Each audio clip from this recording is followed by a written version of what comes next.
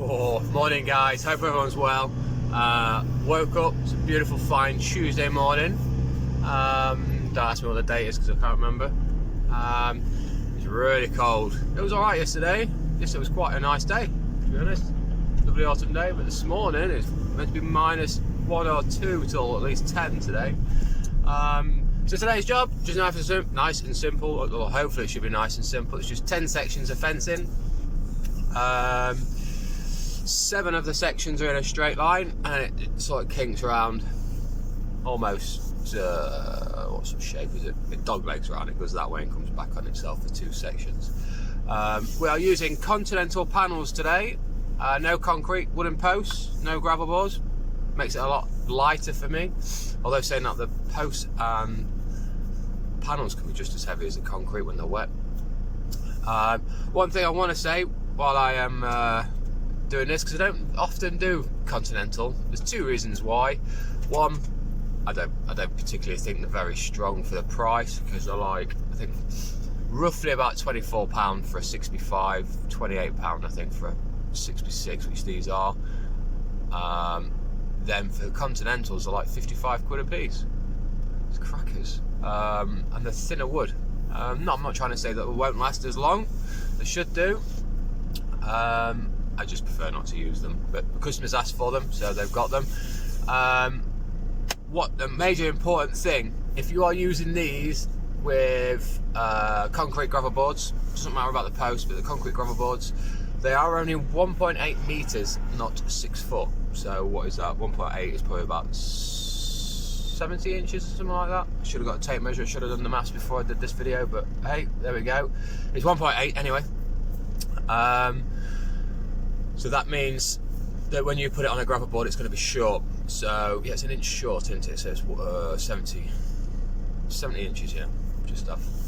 So what you need to find yourself is a 1/2 inch packer for either side. Or you could just chop a gravel board down 1 inch, but if you're doing 10 or 15 sections, I'd personally prefer to pay just a little bit extra and tap on a I think it's 2 inch by 1/2 inch. Basically what I buy is what the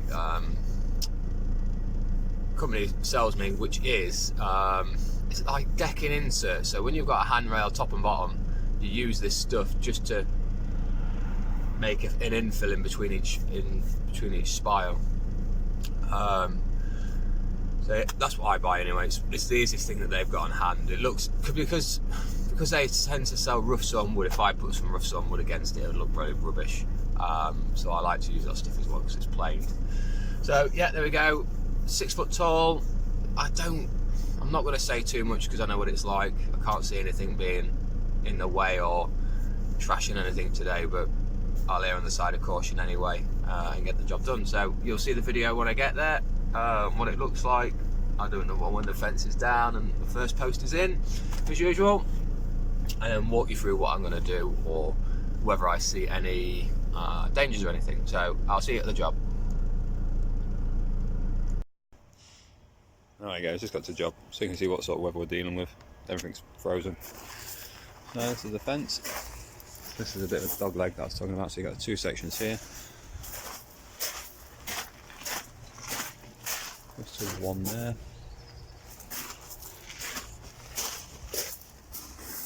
And then 7 down there.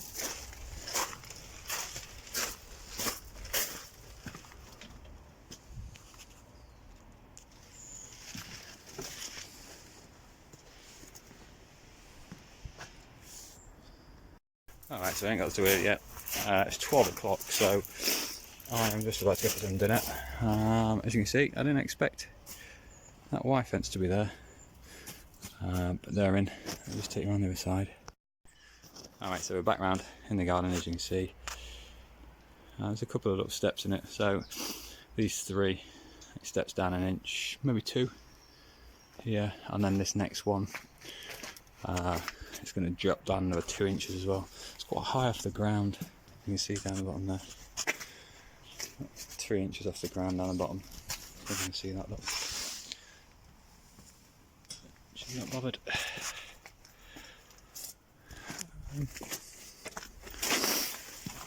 this one post is out proper out of sync. If you look, about no 3 inch out, but that's because of that stump. She said she's not bothered. So, right, so the next 2 holes are dug, but I need some food, so I have to get some. Next 2 holes, this one right next to a gas. As you can see, it's 8-10 inches deep, but I'm not going any further, so back in a bit.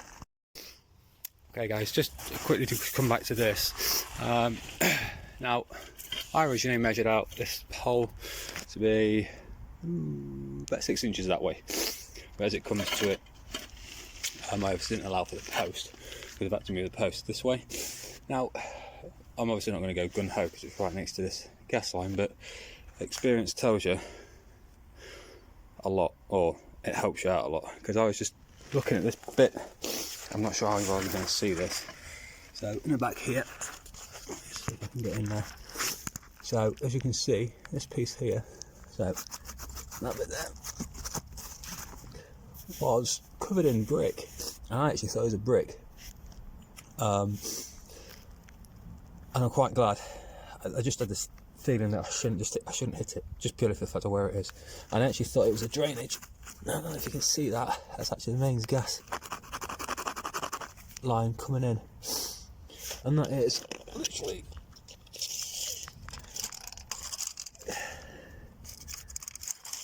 the next door's gone. It's 300 mil, so a foot basically down under the ground. So it just shows you have to be careful. Alright guys, morning. It's day 2 of this fence. Realistically I should have finished yesterday, but you know, I took my time and I had to take a drive about 20 miles out, it's about 15 miles out of Lincoln, so it's about a 20 mile, well, it's about a 40 mile round trip actually from where I am. I'm right at the top of Lincoln, so just because my supply I bought my supply out of these panels and I needed 2 more. I didn't notice that one of the panels was 7 foot. Freaking idiot. So there's an extra 2 sections really in this, so it's gone from 10 to 12 sections. Not a huge amount to say really. You'll see that I'll label this as another fence, another pipe. I actually found 2 pipes on this this job. I'm pretty sure the first one I found was it's either the old water or an old gas pipe. Oh, it's only got to be one of them 2 anyway. But it was a lead pipe. It was about a foot down as well. I actually used my it's the right word. It's morning. It's only 8:30, so you'll have to excuse me if I can't think of anything. So yeah, basically I found the first pipe. I didn't even think it was anything. I just saw it and I thought that looks a bit strange. So I played around with it, and in fact it was a lead pipe. Thankfully, with it being lead, it squishes quicker than back in a second. Sorry about that. The customer's walking around looking at his car, and I thought I'd reversed and actually hit it. Not that I'd heard or felt anything. So where was I? Yeah, so the first pipe I found with lead, it's so soft that you know you've got just a little bit of leeway, because it tends to squish rather than cut into it. That being said, don't go tooth and nail because you will just go straight through them. The second one I was working, you would see a video before this, right next to the gas mains. I think I explained in the video, I can't remember. But I basically erred on the side of caution. I got to some what I would class as bricks. And when you're digging a hole, there's a few things you can do to find out what it is, basically. I mean, at the top end of Lincoln, you've got one extreme or the other. You've got either really hard compacted limestone that's like about 2 to 3 inches, a couple of inches in diameter. So you're using like a small 2-inch blade to break through it, to get through it. Or like here, it's really soft ground, but the limestone is like big bits, so you know, it's a bit of a nightmare sometimes. But anyway, So you have to find out what you're hitting. You just need to ask yourself one of two questions. What does it look like, i.e. colour? So a house brick tends to be red with a black inner, and they tend to be like edged or squared off. So if you've got a stone, it's rounded, it's naturally thingy. So it's things to look for. And if you tap it and it sounds hollow, it probably is.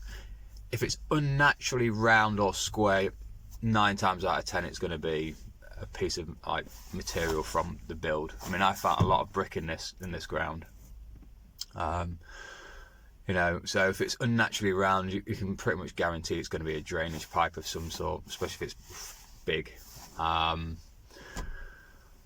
You know, but the second hole I came up to this time, I thought it was a brick because it was red. And it was just the shape of it was, and I was very tempted just to smack it one. I'm very glad I didn't, because it was a gas pipe. Because obviously I've just said to you that there's a lot of brick in the ground, and it must have just have been crumbled around it and coloured it red, and it was solid.